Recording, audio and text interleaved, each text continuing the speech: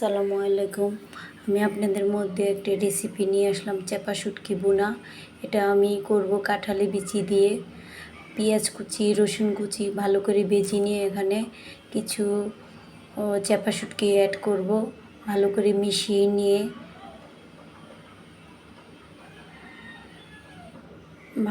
নেড়ে মিশিয়ে নিয়ে এখানে সামান্য পরিমাণে পানি অ্যাড করে নেব। কিছু মশলা অ্যাড করব এখানে।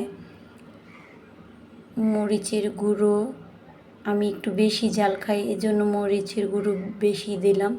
আপনারা যেমন খান তেমন দেবেন। সামান্য পরিমাণে হলুদের গুঁড়োটা একটু কম দেব।